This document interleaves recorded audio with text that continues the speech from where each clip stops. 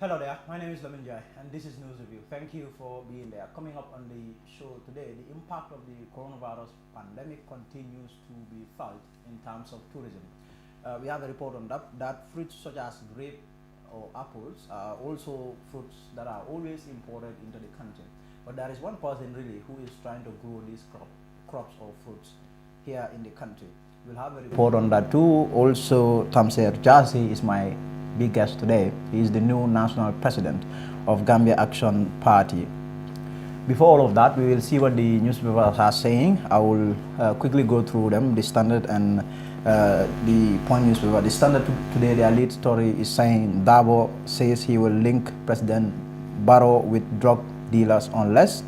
So according to the Standard there, the UDP leader has said he will link President Adama Barrow with drug dealers if he fails to set the record straight on how he managed to purchase 10 brand new Toyota Hilux pickup vehicles. Also, ex-NIA boss says Jammeh ordered killings, torture.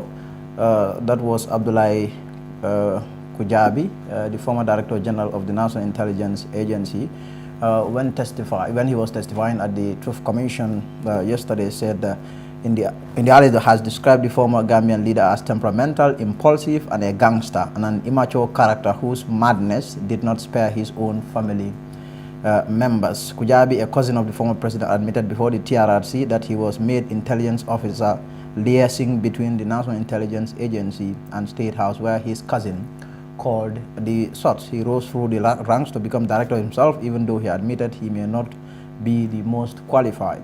Kujabi began his testimony with an insight into Jammeh's character, saying this: Jammeh wants to be seen to be the big man, and he acted exactly in that manner. He would not reason well and would often act on just hearsay. So that was Abdullahi Kujabi there. So today we don't have the hard copies of the papers. You will have to bear with us. So I'm just reading them from my computer there. Hamad says he's the least tribalist Gambian politician. That's Ahmad Ba speaking there. According to the politician, he's saying that he's the least tribalist Gambian anyone can ever find. In October, Ba, who is the head of NRP, came under coruscating condemnation for comments he made while addressing a political meeting at State House. Be alert and make sure you do not let them pass through any door or window, Mr. Ba said while warning Gambians against voting for right, saying. However, speaking in an expansive interview with the Stand-Up, Mr. Ba, who also doubles as tourism minister, fired back. Let me tell you this. I can tell you that today in the Gambian politics, there is no tribe which is more comfortable with me. I am the least tribalist in the entire Gambian political landscape.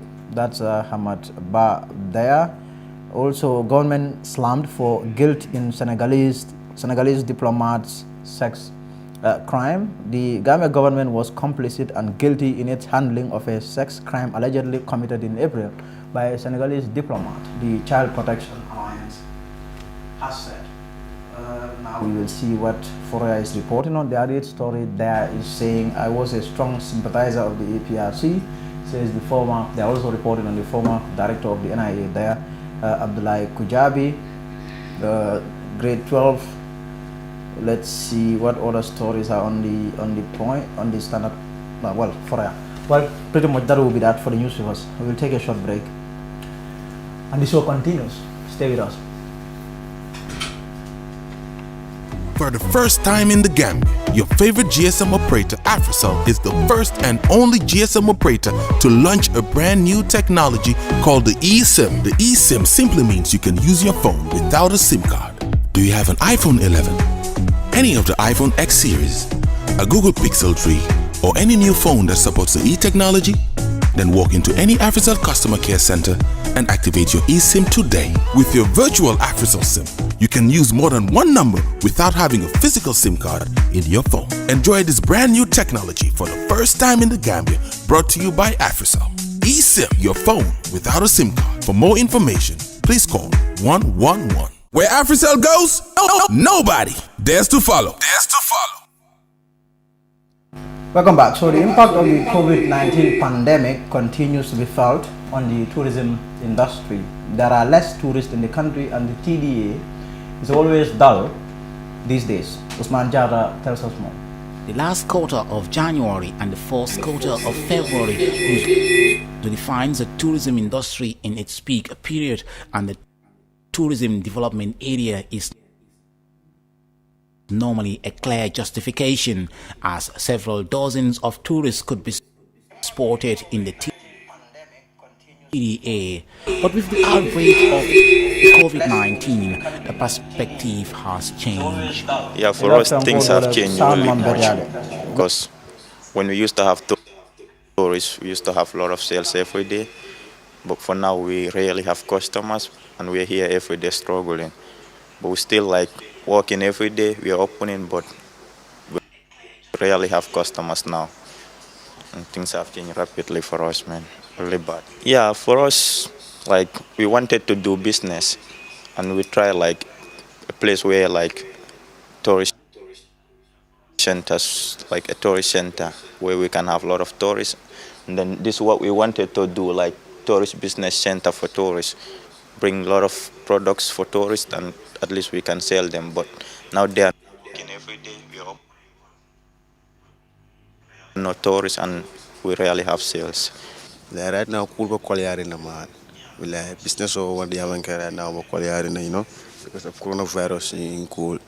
More like na business over right now. Street over multi-jang, you know, to our multi-jang, you know. About what different na cool for pouring. I don't work but the marol need na to ya. Gonna could spend a business work at the end of the day after Mokana profit also. So it's poor man. In a normal day, this place used to be crowded. All these tables used to be filled with tourists and all other locals who are out to eat different foods. But with the emergence of the novel coronavirus pandemic, the narrative has totally changed for most businesses, and this restaurant is no exception.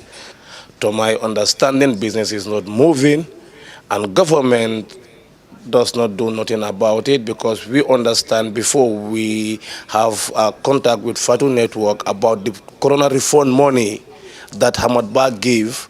First one was distributed to many people, 2,500, yeah, from AfriMoney. But when the Corona Refund money comes, automatically my government knows that the season is not going to move. So they refund some, and some does not have it. And even the refund that they give, 6,000, cannot survive a man with a family for 6 months. We all know the materials and foodstuffs, how it costs in Gambia. Now, with the world grappling with what could be best described as the most devastating pandemic of the 21st century, most people who once depended on the industry have lost hopes, as they did not plan to face the COVID-19 crisis. However, for some, the storyline has already changed for them as they shift their attention to other meaningful ventures to put food on the table for their families. This is one of the famous bars and restaurants found in the TDA here.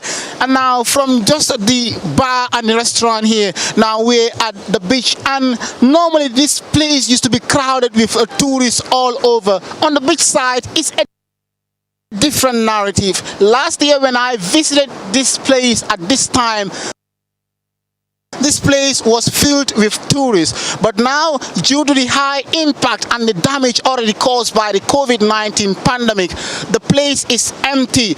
I'm not seeing any tourists or any locals coming out to enjoy themselves out on the beach. And you could see now the beach has now turned into a desert instead of a relaxing place. Indeed, these trying times of the COVID-19 pandemic shall be remembered in the history books of the world. Reporting for the Fatu Network News Review, Usman Jata.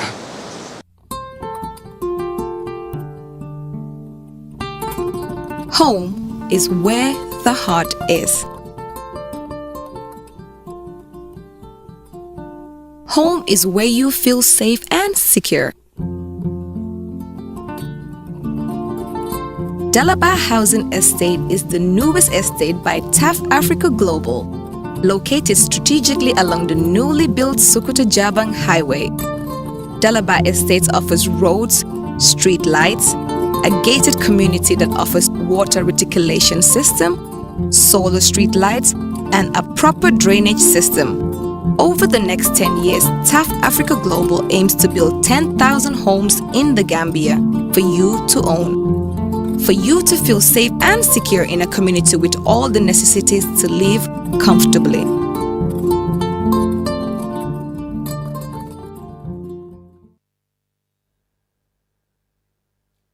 you very much, and welcome back. Now I'm joined by my guest, who is none other than Tamsir Jase, the former Director General of the Gambia Immigration Department. He was also at some point Deputy Police Chief or Police Chief. I'm not really sure. He was one of those, but now he's the National President of Gambia Action Party. Really, his appointment came 2 days ago, I believe, and he's my guest today. Jase, thank you for coming. Thank you for having me. How did it all happen, you becoming National President of Gambia Action Party? Amado, I had always had interest in Gambian politics, and I've been scouting around the political parties here in the country, looking at which one I think is well aligned with my views, my philosophy. And after speaking to a few people, make deeper investigation, I came to conclude that I am best suited for Gambia Action Party. And the initial contacts were made, and I met with some members of the executive, and we had a long chat, and they also felt that I was right for the party, and they were looking for a national president, and they thought that was a position that I could very well hold within the party, and we shook hands, and it was a deal. Specifically, what is it that struck you when it comes to this party? I was looking for a party in which I believe there will be far less internal fight, because there's a lot of that in many of the political parties around the world generally. And I was not interested in engaging in any political fight. I was also looking at a party that has policies, that believes in policies that are in line with my personal beliefs and my professional beliefs. And there are several parties that fall into that category. However, when I looked at the history of Gambia Action Party, the amount of time they have been there, I believe that they're growing very, very fast, and that I think I would fit in well and actually be in a position in which I would have someone listen to my ideas without engaging me in an internal fight. And I had that impression from Gav, and I decided to join. There is also this issue, because the Gambia Action Party is pretty new when it comes to the political arena. You have political parties that have been around long enough to really understand how the political terrain in this country works, yet you chose to join a party that is pretty fresh, pretty new when it comes to the terrain. What do you make of that? The fact that this is a new party that is just starting out, when you have other parties that have been around for a very long time? It's just like this. If you have a place of business and you want to introduce a certain work ethic, would you rather go for someone who's worked for ages in another environment and is already set in their ways, or would you rather take someone who's new that you can work with and actually contribute into shaping them towards and work together with them towards the right direction? I felt like GAP is a party that's more open. It's not trying to keep people out. It's actually trying to bring people in. Mm-hmm. And I felt like this is the welcome that I think I would need in order to encourage me to actually give it my full participation. Because when you occupy some of these positions, you really have to be there 100% of the time without being distracted with other petty issues that would not actually contribute towards the development of the organization. And I feel GAP is exactly what I'm looking for. And also, when you, in terms of when you look at executive positions in political parties, most often these come by way of congresses, elective congresses, where delegates would really choose or pick who that is that they want to be their leaders. But yours came in the form of an appointment. In terms of the GAP base, how those things look like in terms of your acceptance as the national president? The impression I got from the executive is that once the conversation between them and I started, they had been consulting the base and they had discussed among themselves. And there was a time they called in an emergency executive meeting to discuss my issue. And the whole executive agreed that they would make the provision to make sure that I come on board. And then when we go to the Congress, everything will be finalized and officialized in another form through the endorsement of the Congress. And also, you are coming into this party at a time when the party is really trying to slug off or to shake off what some would call, a scandal. There was a presidential candidate of the party that got sacked by the party because of some what the party calls misconduct. And right after that, the party has been trying to emerge out of that. What came first was the appointment of a deputy party leader in Omar Biai, and now here you are as the national president of the party. In terms of the image of this party, what do you intend to bring onto the table? When I look at the image of the party, I'm not looking at what lifestyle or what happened to individuals. I'm looking at their manifesto and the manner in which they carry out their politics, and that's more important. The fact that things have happened and they've changed, they've kicked people out, so to speak, shows that they want the best. Yeah. They just don't want to settle for anyone. Yeah. And I personally took that as a great compliment and a more additional obligation on my part to make sure I do not let them down, because these are people who are actually going out trying to get what they believe to be the best. So I think it's a positive move, and I think it will be unfair also to think that the behavior of an individual is the behavior of the party. No, the party is a different entity, yeah. The individuals are different entities, and there is no way the party can control the behavior of its members, just like parents can control the behavior of their children. Of course, so. of course. And also, in terms of the party, this is a party which, you have, well, I speak to officials of the party, good friend officials of the party who really, tell me that this party is a party that is growing in terms of support, in terms of the amount of people that are joining the party.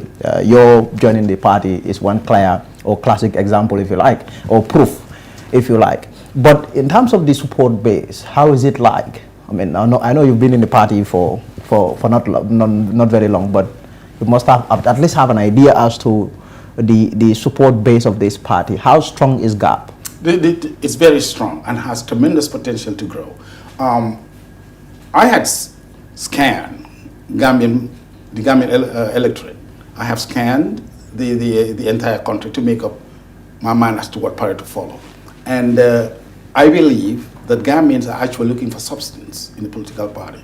They're no longer carried away by the fanfare. They want to hear what the party has in place in order to push this nation forward. And GAP has that potential. And I believe that adding to their efforts would be far more beneficial to me, to the party, and to the nation than going to a party that had already demonstrated they have a large base, but in my view have not really have a clear-cut direction as to where they want to take the country. This is what I'm looking for. Who has a plan to move the nation? It doesn't matter how big you are or how small you are. If you have your plan and you sell it well to the Gambian people are looking for that individual or that party, or that group of individuals. And the GAP executive have demonstrated to me that they are those people. And also, if you look at this party, and you have your Secretary General, party leader in Ousainou Musa Isoniaru Bachili, there are two philosophies really that he pushes, and he's very passionate about. The philosophy of Operation Nyayele Kabe Janjang and the philosophy of Operation Mom Suñ Bopa. These philosophies, how au fait are you when it comes to these philosophies? I pretty much au fait with it. I mean, you don't even have to be in GAP to understand these things, especially the Mom Suñ Bopa issue. We are in a point in Gambia in which there are people who are questioning how much of our sovereignty we control. I mean, whether this is true or false, the feelings are there. And one must always understand that for every citizen in every nation, the issue of Mom Sabopa is number one. It's number one. People are proud of who they are. They're proud of the country that they belong to. So one doesn't even need to be schooled on that. I mean, it's a natural feeling right now. I mean, people talk about it, and that's just the way it is. We are in a political, a year of politics. I mean, election year, if you like. That we've seen parties making a lot of moves. Yet your party isn't one that is making a lot of moves. Well, I know in the background, I know moves are being done in terms of door-to-door outreach campaigns. But in terms of outward activities, we have not seen much when it comes to Gambia Action Party. You coming on board to the executive, what plans are there really in terms of outward activities for GAP? Okay. The very important year. One thing that we must bear in mind is that when you make moves and what moves you make are two different things. You can make moves all day. If you don't make the right moves, there was no point making a move. We are making moves in terms of actually reaching out, doing the door-to-door. We're going to people's homes. We're talking to them. We're getting one-on-one. And that, we believe, it's more of a direct connection with the people than calling, for instance, a rally in which you make a speech. People come. You don't know who came there to eat. You don't know who came there to support. You don't know who came there because they have nothing better to do. But when you can actually find someone who sit with you in their own home and give you their time and listen to you and question you, you could be assured that when you walk out that door, that person is going to remember exactly what you have said, rather than when they were in a crowd of 10,000 people and listened to a speech where everybody made noise and they went home. We eventually will emerge as the party of the future that will head towards the State House. What are your chances? Great. Very great. Had I known there are no chances, I would have been doing something else. Now, Mr. Jase, you have a security background. You were Deputy Inspector General Police, you were Director General Gambia Immigration Department. So you are a typical security person. Here you are, a politician now. What must have triggered this? Is it because you found the wall of security no longer exciting, or why did you decide to branch off? In the first place, there is politics in everything. Okay. It's only more profound in politics. That's what the great philosophers say. Yes. Security is part of politics. There is no nation that can practice politics, for instance, if they do not have total control of their sovereignty, which means to say the security must play that role. From a security position, you can have a lot of problems in a country. Even if the health care is not good, it can create problems. If the economy is not good, you can create problems. If the education is not good, you can create problems. If agriculture is down, it can create problems. And at the end of the day, it's a security that would have to actually be the physical muscle to control things. If you go back and you look in history, there are many people who ended up in politics and they started in security. Yes. I don't even need to look outside of the Gambia to see former President Jammeh, who was he was from the security, to become a politician. And it happens in so many other places. General Charles de Gaulle of France, and so many. This is a common thing, because once you are within the security, especially if you reach the level at which I was, you are actually exposed to more politics than the people at the junior level. So you begin to realize the importance of politics in everything that you do, that if you have a political base and actually have political power, you can even better implement your security policies, your health policies, your economic policies.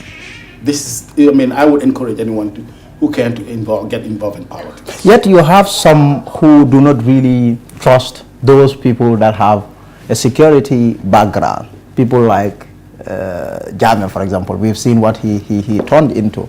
And before you, that was General Bojang, who was the presidential candidate for Gambia Action Party. And I have come across so many claims to say, look, we just came out of a dictatorship and this was caused by a soldier, we are not letting another soldier to rule us. So you could see that it's a great deal of apprehension in some quarters in terms of people who have security background and want to be politician or be president. Yes, that's very true, but we have to be realistic that just because someone has a security background doesn't necessarily mean that they're going to end up being a dictator or they're going to end up being a horrible person. Because within the security, if you are properly trained, if you're given the right tools to be the security person that you ought to be, you would know that your number one, your primary responsibility is to protect and to serve.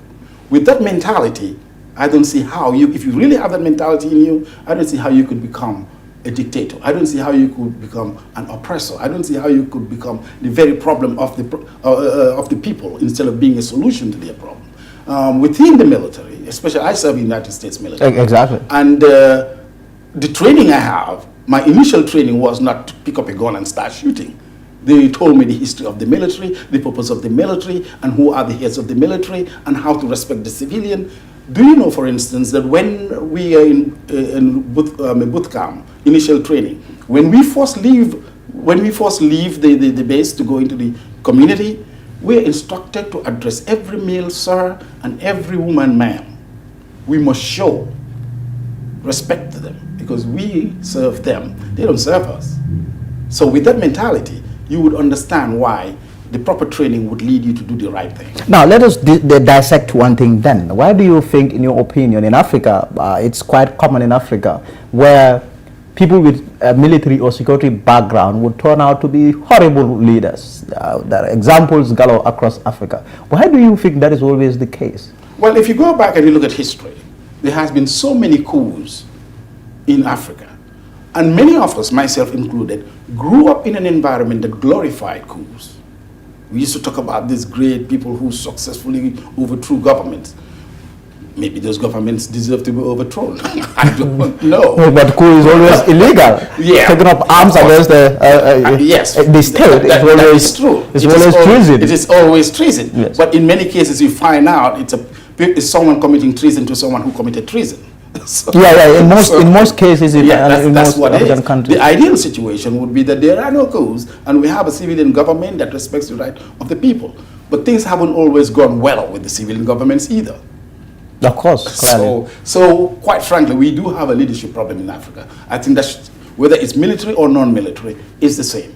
Leadership has been a problem.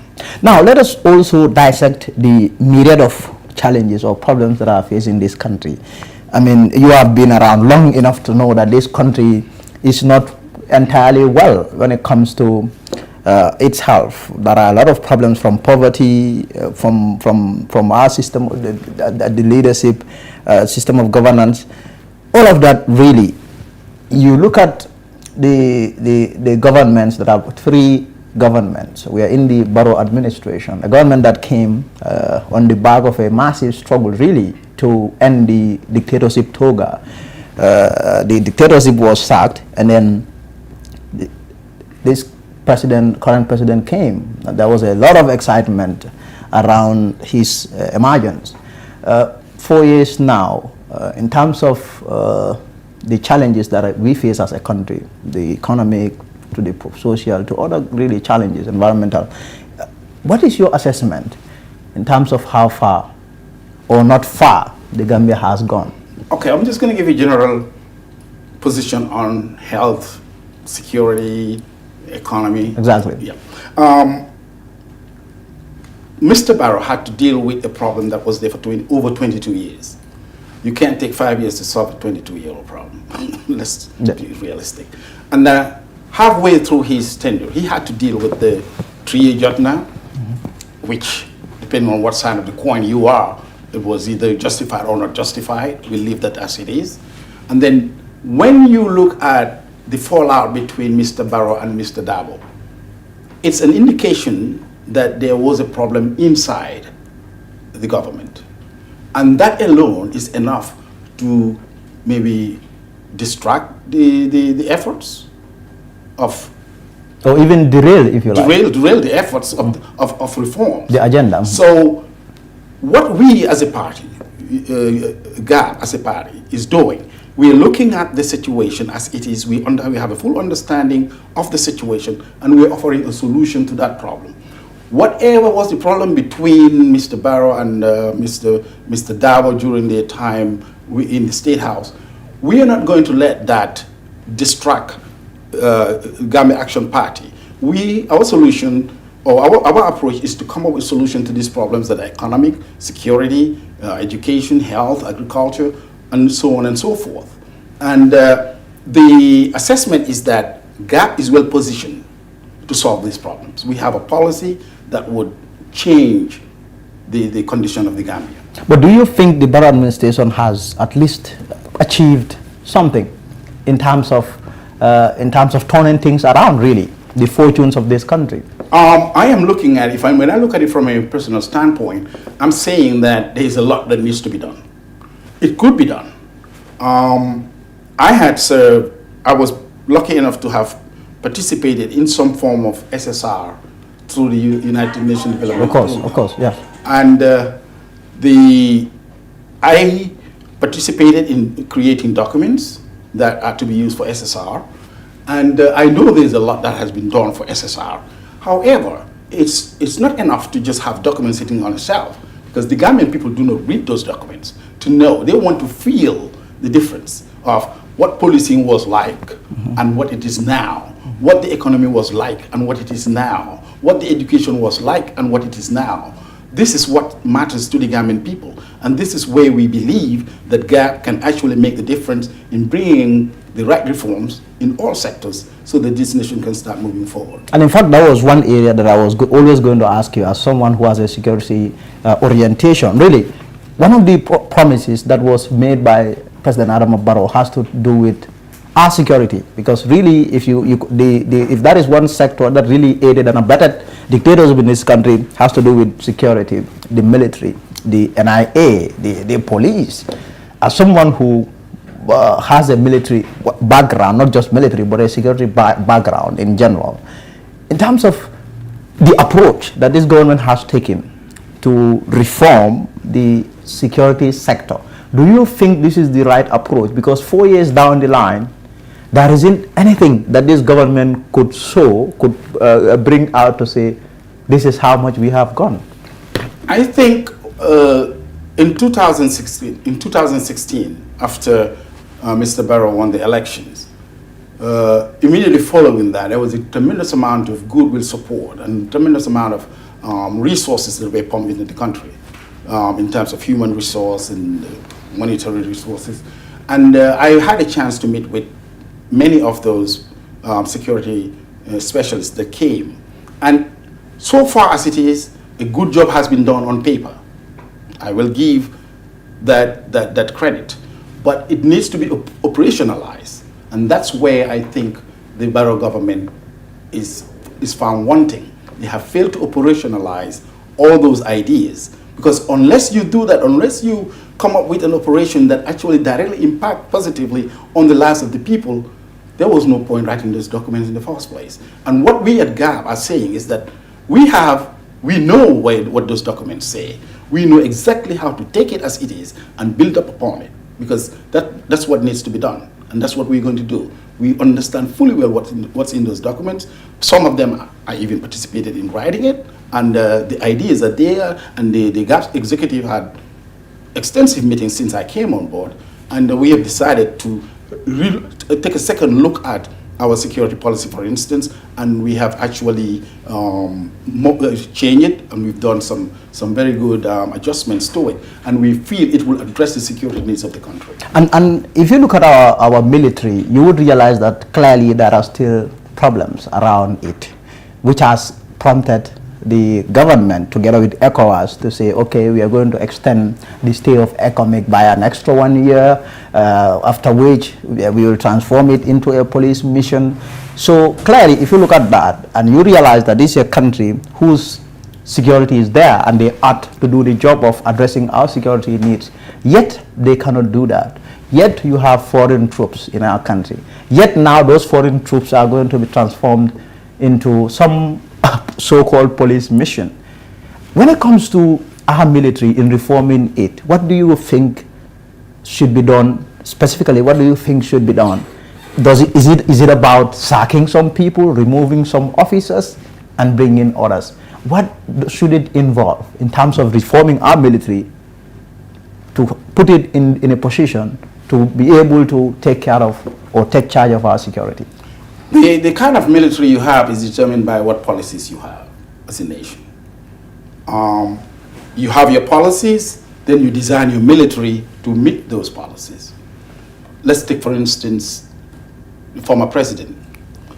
Not a single day in his life as president did he entertain foreign troops into the country, and he held it for 22 years. The fact of the matter is, there are good people in our security forces, all of them.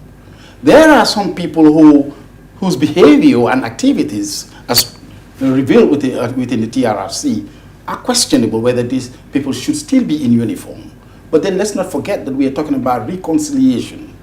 So we don't start by dragging people by the neck and pulling them out. No.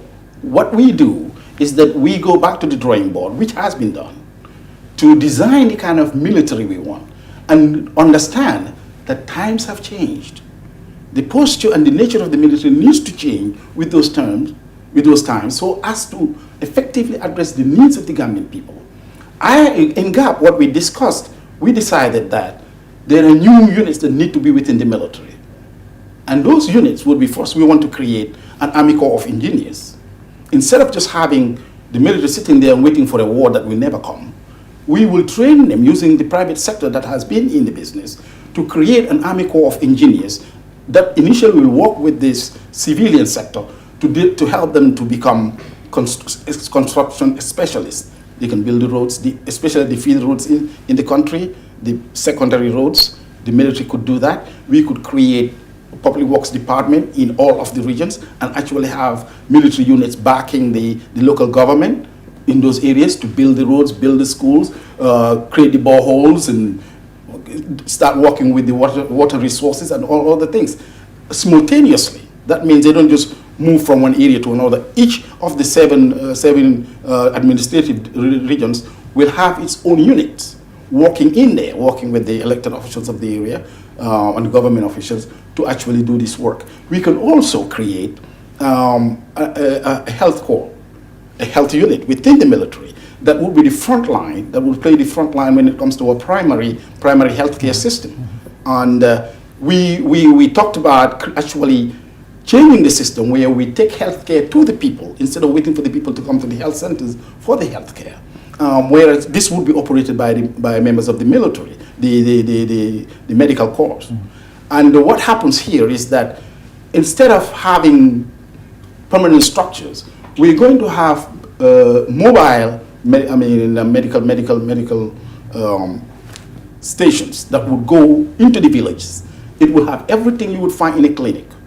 They would go to the poor people, to the people that do not have access to medical care, and they would actually perform primary health care over there to make sure that the children that have these illnesses, the pregnant women, the blood sugar, the rising blood sugar of the population, and all those minor things, they will come to them on a regular basis. Every week, the mobile medical unit will come to your area once a week. Those who need medical care will come. If it is something that needs to be referred to this next level, which is the secondary care, then we send you to the clinics. And then if the clinics are unable to deal with your case, then they send you to the hospital. And the military would be the primary people to deal with the primary healthcare system. Then we use the local government and the clinics within the local government to deal with the secondary healthcare. And then the highest level, which would be the hospitals, that's where the central government would focus on.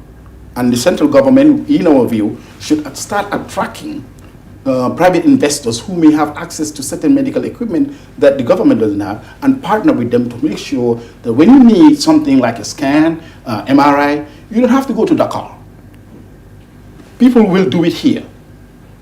You don't have to go to any other country, you will do it here. But that depends on the good partnership that comes from the private sector and the government to make sure that even those who need the services are somehow assisted financially to be able to afford those services, because there's no point creating a service that no one can afford.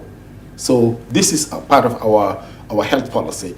It would take a whole day if you want me to go into the details. But exactly. At least this is what we are thinking about. Exactly. But also, I'll take you back to the issue of security. The decision to keep ECOMIG in this country when you have a military. What do you make of, from a security standpoint, what do you make of, I have interacted with members of our army, and I will tell them, hey, look, clearly you people are not happy with this decision. And they will look at me and say, diplomatically, we are happy. But, I mean that is outrageous. Okay. But from a security standpoint. We have actually discussed this. And I was very impressed when we started the discussion of this. Mr. Bachelet decided that we should invite lawyers to join us. And we were able to get 2 high-ranking lawyers who started our discussion. And we look at it from all perspectives to have so that we can take a party position on it. The issue of ECOMIG in the country, after talking to so many people, we realize at the core of it is that people have a fear that Senegal is using it as a backdoor entry into our sovereignty. Whether this is true or false, these are citizens whose concerns must be taken seriously. Yes.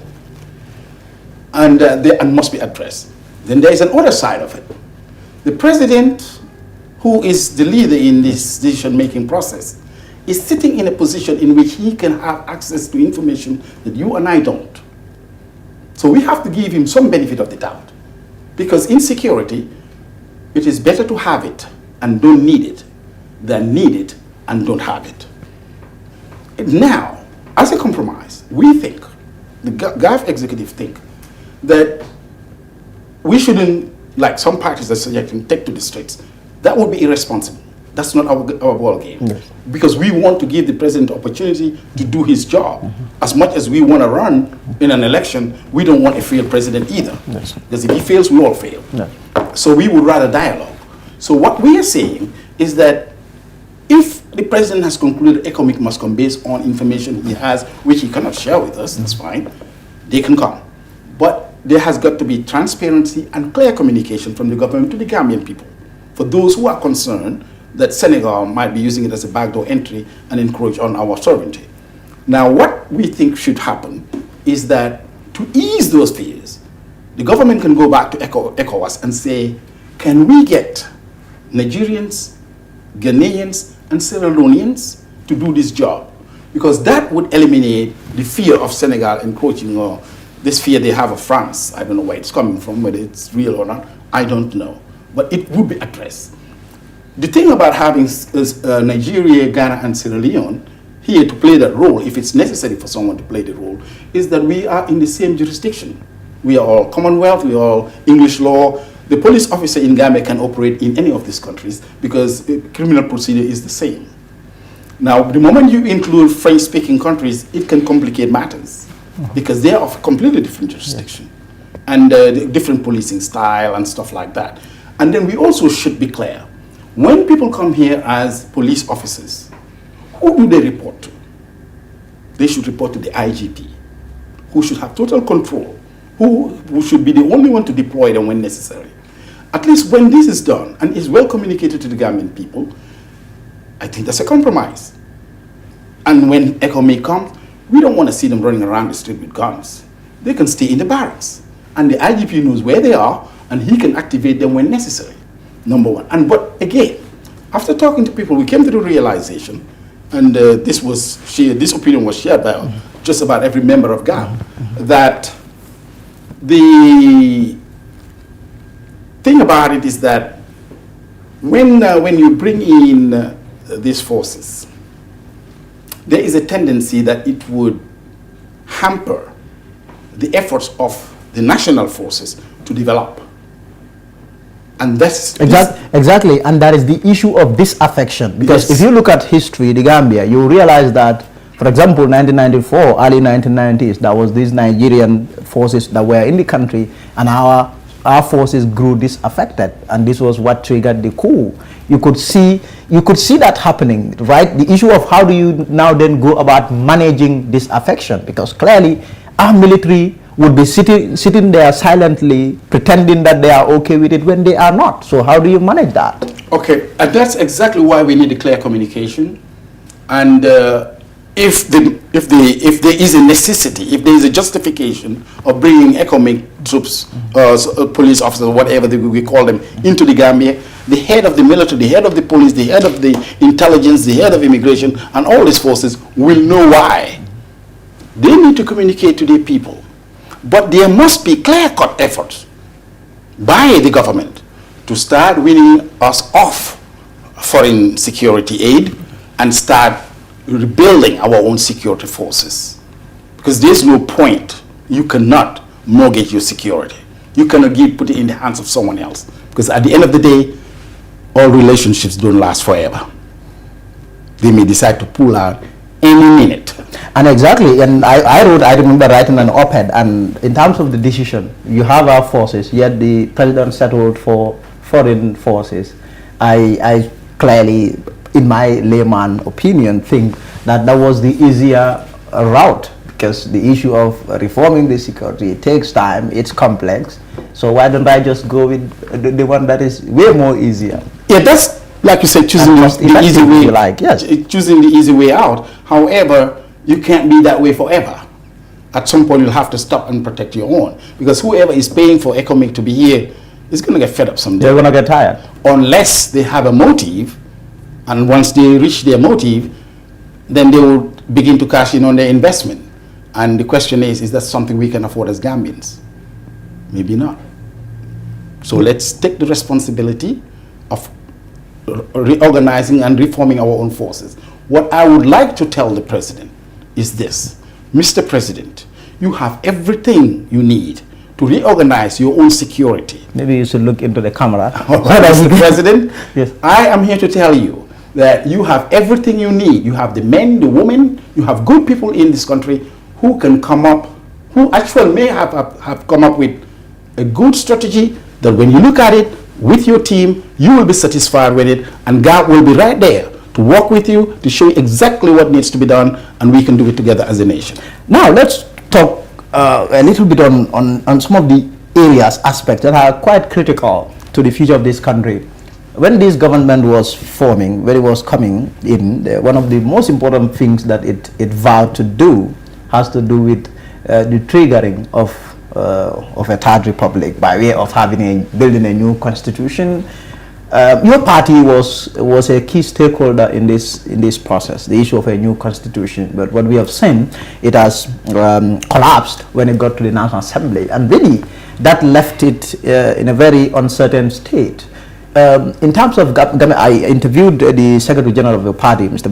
Bachili, Honorable Bachili. But in terms of the position, has there been any change in terms of the position of GAP towards this very important charter? The last discussion we had on that was that a tremendous amount of effort, tremendous amount of money was spent in creating this document. And to kill it as it is, you know, we might be unwise. Maybe we should revisit, re-engage, and talk again. And not only the political parties, but civil society and all the sectors of society that are affected by it, and chart a way forward. Personally, we do not think there was any need calling Mr. Goodluck Jonathan, because believe me, he can't solve a problem for us that we can't solve for ourselves. The minds are here, the goodwill is here, the need is here, and the interest is here. The government just needs to take the lead on this. Let's look at it, because I don't know who paid for it, but it's a lot of money, and they'll be very unhappy if it ends up at the trash can. It's a lot of money. I know the international development partners supported the effort, and you talked about Goodluck Jonathan there, and when he came, there was a dinner that was organized at Coco Ocean. I was there. I remember your party leader was there, and he gave a very powerful statement there, and really he was frustrated that you have all these stakeholders gathering at a hotel, an expensive hotel at that, eating all the nice food, when you have thousands of Gambians, poor Gambians out there who do not have a meal. So he really felt really guilty about that. But yet, you have the government, because what much has been peddled has to do with the way and manner in which it collapsed at the parliament. You have a group of MPs that voted it down, and these are MPs that are loyal to the president. MPs that expressed their reservation about documents, saying, well, they had asked that certain things be included in the document. The CRC ignored that as a result. But one of the most contentious issues, even if you look at this new so-called dialogue that has been started, you realize that at the top of the list has to do with the issue of whether the president would be allowed to run for 2 5-year terms under the new charter or not. That was really the bone of contention. In terms of the MPs and their attitude towards the opposition towards the document and the role of the president, what do you have to say about that? The parliamentarians, the individuals with their own views of the matter, with their own personal political interests, and sometimes it's easy to say to someone, you should sacrifice your political interests for the national interests.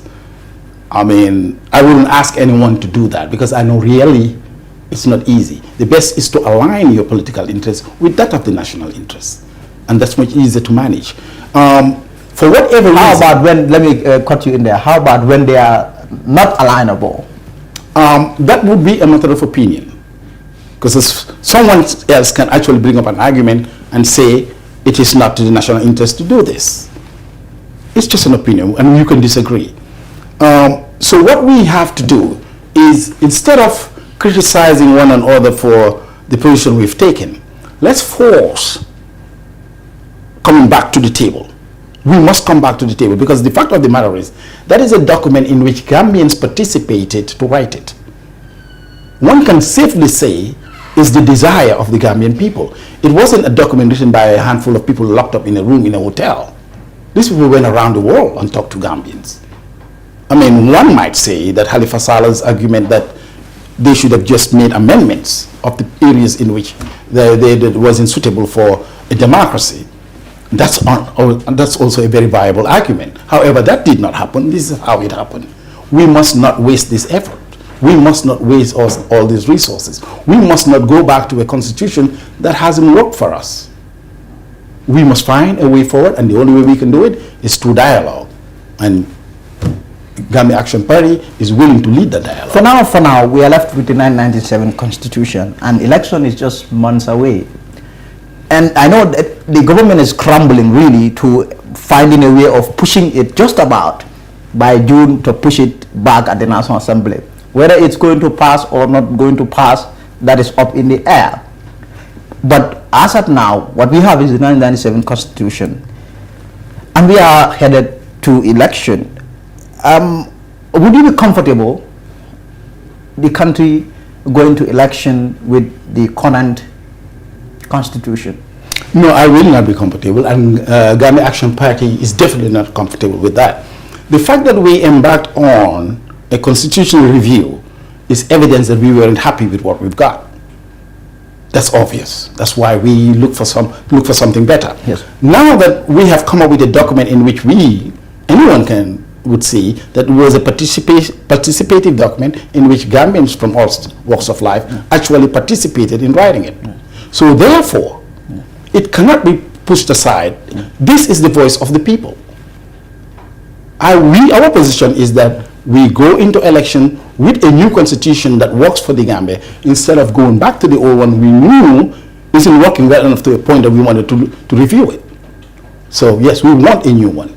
And do you think it is possible at all? If we as a nation put up the will to do it, it could be done, yes. It could be done. Yes. Now let's talk about other aspects of this government. One that is also very important, one in fact which you are part of, has to do with the transitional justice program vis-a-vis the TRRC. I mean, this was also one of the things that this government promised. Well, when they get to office, they're going to instigate probes really into what must have happened in the past. In terms of the TRRC, much has been revealed. It's quite staggering, mind-boggling. Some of the sick things really that happen in this country. You appeared before this commission. You were jailed in the former regime, massive 6 years. You were at Mile 2. Someone who was accused of, you were implicated in a coup d'etat. That was what led to your incarceration. You appeared before the TRRC. In terms of that aspect of this administration, the aspect of transitional justice, TRRC, what do you make of that? Do you think that was a good thing? Yes, because personally speaking, back in 2014, I started an organization back in Atlanta called the Gambia Association for Peace and Reconciliation. And my idea was exactly to reconcile. And I felt like as a victim, I do stand on solid grounds to say, if I'm willing to forgive, I may be able to convince other people to forgive and forget and let Gambia move forward. And when the TRRC came up, I realized they can do this job far better than I do with the resources they have and being on the ground in Gambia. So I squashed off my organization and just went along supporting the TRRC in any way that I could, for example, by appearing before it. We have given them a job to do, and frankly, they are doing a very good job as it is. A lot is coming out. Gambians are beginning to have a better understanding of what actually transpired during those years. And if once all of it is out, and we get to know who did what to whom and how, that's where the healing process is going to begin. Personally, I am willing to accept any recommendations that the TRRC would give. So at some point, we have to stop getting angry. We have to stop looking back to what happened in 2006 and beyond. We want to start moving this nation forward. And we cannot, as a nation, move forward if we haven't found it within our hearts to forgive, come together, shake hands, regardless of what political party you are, regardless of what religion you are, regardless of what tribe you are, regardless of whether you were a direct victim, an indirect victim, or you knew someone who was or wasn't. Gambia must move forward. Right now, we may not have all the medication we need in our hospitals. Right now, we may not have the books we need in our schools. Right now, you can even go to Bruceby within an hour. We have too many things to be doing. Let's start working. Let's start coming together. Let's start focusing on what moves the nation forward. If you, like you travel, you see what goes on in other nations, how they are progressing. Frankly, I don't want to be held down by what Jammeh did. I want to move on. And for that, I will tell you, me personally, I have forgiven Jammeh. I have forgiven every single person who have ever laid hands on me. I have forgiven them. The law and the TRRC will take its course. But if they ask me, Tamsir Jasseh wants to move on. Gambia must go. Yet you have people who insist or say that the truth must be known first before we can move on, before we can reconcile. Let us know exactly what happened, an impartial record. In terms of the truth-seeking part of the whole issue, in terms of what has come out, are you shocked or surprised at all? No. The position in which I was in a position to know these things were somewhat happening. The evidence to bring it to court, or evidence to even act on it, plus the danger to act on it, you know, yes. The threat that was looming over your head when you act on it were there. So all of what is coming out, some I knew, some I'm learning but not sure. But again, I'm not speaking for anybody. I'm speaking for Tamsir Jasseh. That I, Tamsir Jasseh, I'm ready to move on. I have had my day at the TRRC. I am not surprised by what happened, but I have looked at Gambia. I just want to move on. You just want to move on. Let me ask you one last thing in terms of, because one of the areas or the institutions that this government is also looking at is the prisons, the way and manner in which our prisons are. Really, you were there 6 years, 6 long years. That is what you did in Mile 2. It took the intervention of the revered Reverend Jesse Jackson to secure the release of yourself and Dr. Amadou Scattered. Jammeh, I know Scattered, when he landed, as soon as he landed at JFK, he renewed his loathing of Jammeh. But in terms of our prisons, what do you think should be done? Because I know at the TRRC, when you at some point you even got emotional. You said when you came out and they gave you a cold drink, you started crying, basically. Yeah. Someone who had not Had one for 6.5 years in prison. Yes, So, you're right. So, do you think the prison should be reformed such that even cold drink will be available there? The thing, the lucky part of it is that Yes. I have from my academic education, academic career, I studied criminal justice and homeland security, and in it I studied prison administration and operations. So when I went to prison, having had that knowledge, Yes. I could directly see what I was reading in my textbooks, Yes. and I could relate to what was happening. The groups that form in prison, the petty arguments, the smuggling, the telephones, I could see all of that happening. And I was, for the first time thinking, now I know, I mean, I'm really getting my money's worth for the education. And having been a prisoner, having read the Prison Act, which was written during colonial days, I took it upon myself to prepare a complete prison overhaul, and I had presented that to the GAP executive to review. We haven't reached a decision on that. But that copy was actually sent to the State House way back, to where you identify why things aren't working well in the prison. In the first place, I wouldn't even call it a prison anymore. I would call it a correctional center.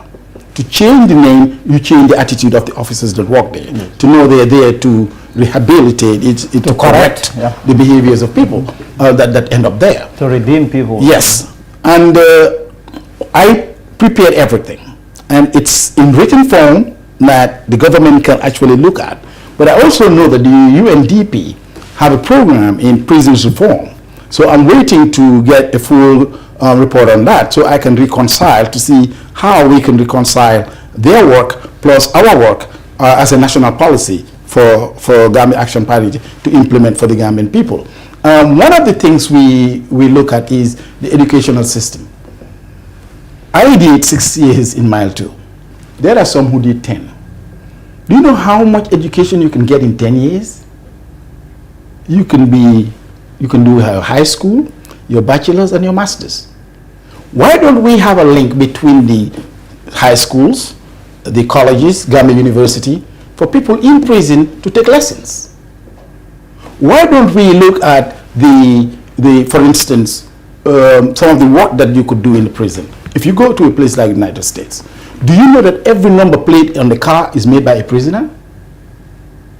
Why can't we buy the machine and teach metal work in the prison where the government will actually make their own number plates and give it to the departments to sell directly instead of contracting it out to one individual? Here we save money and create jobs and actually teach our prisoners. When you look at the Gambia, especially between here and Birkama, the number of road signs that are missing. People will say you can't park here, but there's no sign that says no parking. People will expect you to stop at a point where there is no stop sign. There has got to be road signs in all of our roads. Road signs could be made in the prison by the prisoners. And they earn a living whilst in prison. When they get out of prison, they get some money to put in their pocket to go home. I have seen people in Mile 2 who were released, they didn't even have the fare to go home. That's not the way to start a life after prison. And I am saying that if someone serves 5 years or more in prison, 90 days before they leave, they should start allowing them to go home accompanied by an officer in plain clothes, so that they will begin to go back to the family on a regular basis, like 3 days in the week. They would go there for 2 hours, get to reconnect with the family, with the children, with the wife, and they get back to have a feeling of how it is to be in society, and come back to the prison. And when it is 1 month, you let them go on their own. Because someone who did 5 years in Mile 2 isn't going to risk 30 days. You've been there for 5 years. Now they give you 30 days to leave and you want to run away. They're not going to do that. They will come back. Really, it wouldn't make any sense. It wouldn't make, and they wouldn't do it. And there will be punishment. There will be, when you were late coming back to the prison, there will be punishment. Maybe if you're 1 minute late, you stay 1 extra day in Mile 2. Nobody wants to stay extra day in Mile 2. So they will follow these things. And then there should be 2 levels of law enforcement in the prison. there should be the professional staff. There should be three: the professional staff, the administrative staff, and the guards. You cannot take someone as a guard who can barely write their name, cannot read any of the documents to apply them, and they stay there long enough to become a commissioner. No, there has got to be a level in which your education cannot allow you to go beyond. If you want to go beyond that, you have to have this academic qualification, because you're going to have a set of new responsibility. You're going to be dealing with documents. You will be looked upon to bring new ideas and to better the lives of the people. You've got to have the background to do that. All of these things have been addressed in the document, as not only from a professional standpoint, but from that of a prisoner. I can close my eyes and tell you how to go about in mile 2. Exactly. That's how well I know the place. That's how well you know the place. I was there back in 2017, and I was really shocked. I was wondering, how do people survive in here? But then, away from that, what we have seen is also, it's going to be an innovating affair this year. A lot of political parties, I think it is 16 political parties.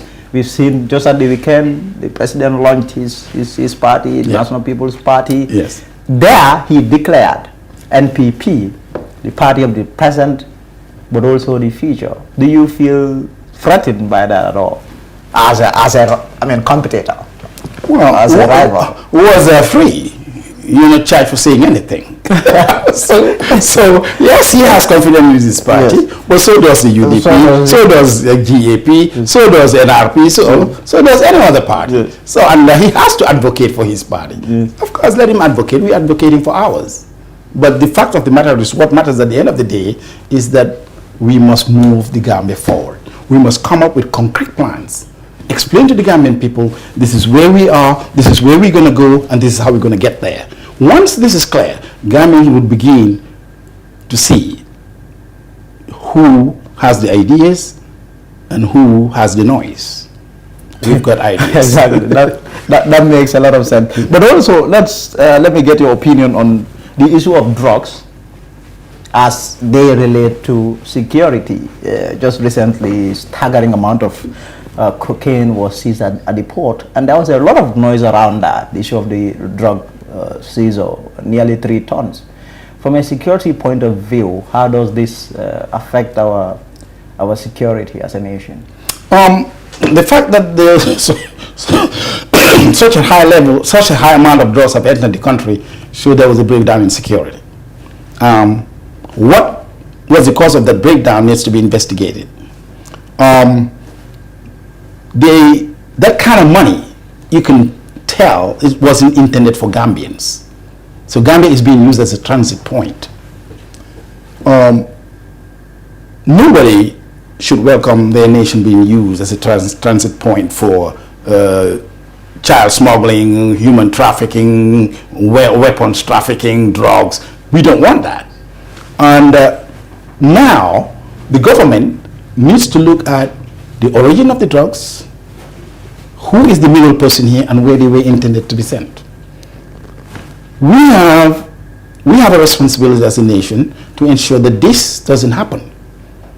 The fact that it landed on our soil has put us in a very bad position with the rest of the world.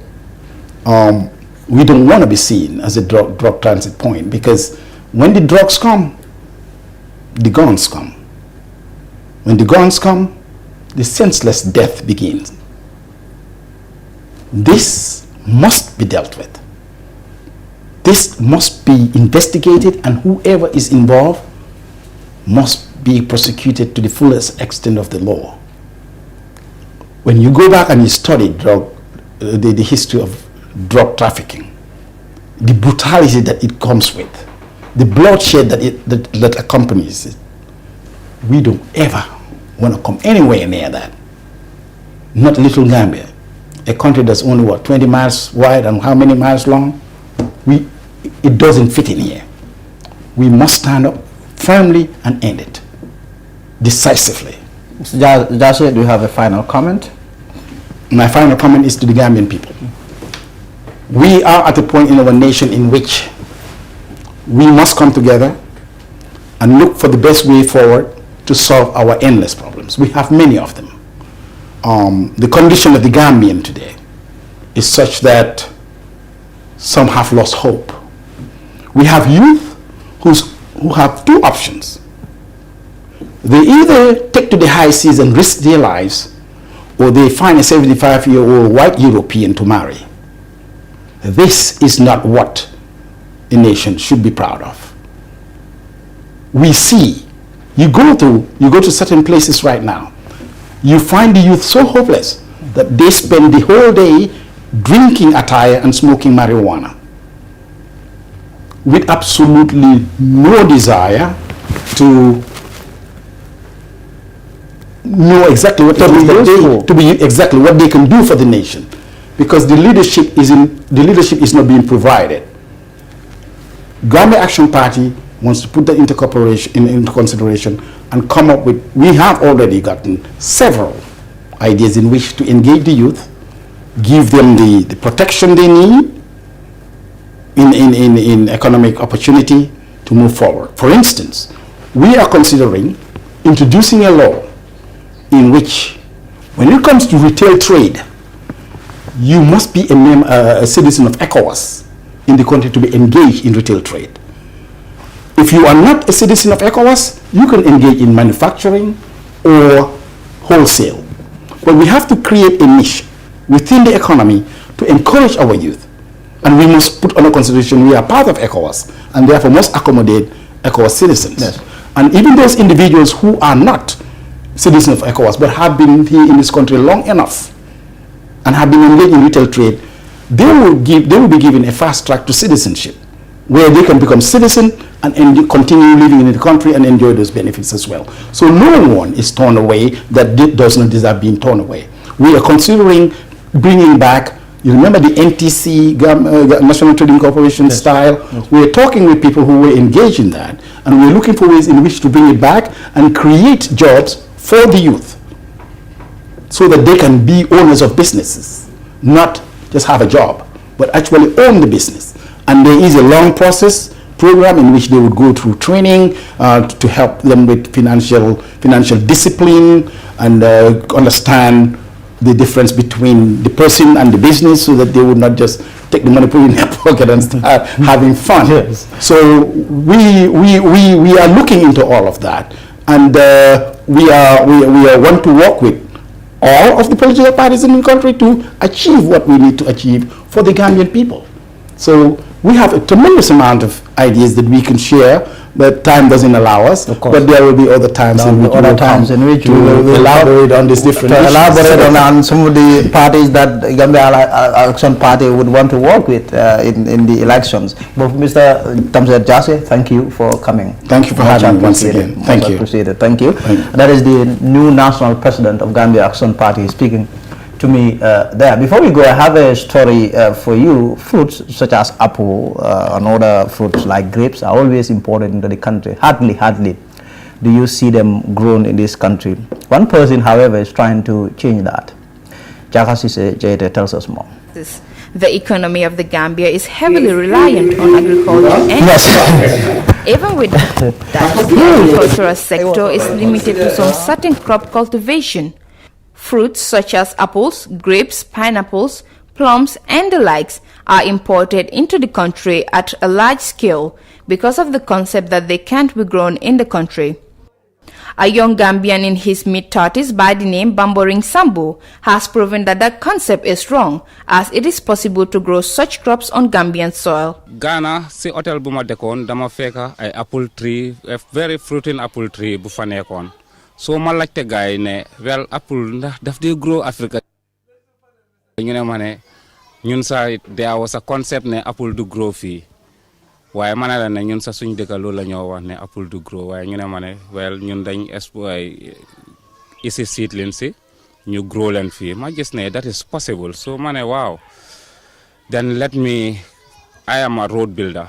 Man dama specialize si road side bi. I have worked nearly 10 years on roads, Gambia ak Senegal. So man lay bayal ma quit suma job, ma conduct a researchment, a very wide researchment. Depuis 2017 ma quit suma job si. No matter how suma job be num luxury one, so lola de feed suma family. Why it is not easy, definitely. So sila start researchment be they start check on all of these beautiful varieties. How is it possible to grow them?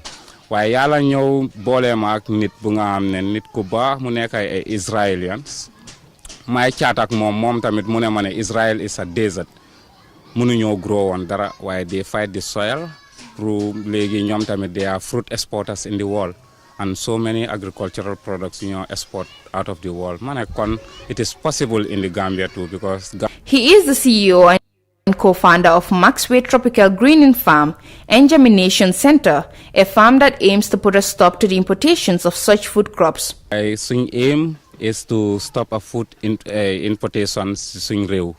Why firstly suñ production bi ñu ko start with these beautiful varieties of fruits like apples, grapes, plums, pears, bitter colors, black peppers, olive. Yeah. Our reason is because a lot of millions like they spend through outside muy dem si biti yu nga xam ne su stay si dëkk bi mun nañoo jëriñ ñu bari. Yeah, so ñu decide ne let us study, come up with these things yu nga xam ne we normally consume them suñ market bi because sooy bàyyi xel apple nit yu bari ñoo ko dee consume nit yu bari ñoo ko dee use si dëkk bi. Grapes as well. Coconut every day suñ activities naming ceremony suñ takay lu nekk foog ñu uti coconuts but dina rafet nga gis nga harvest sa coconuts nga dem takee sa doom o def sa ngénte with it.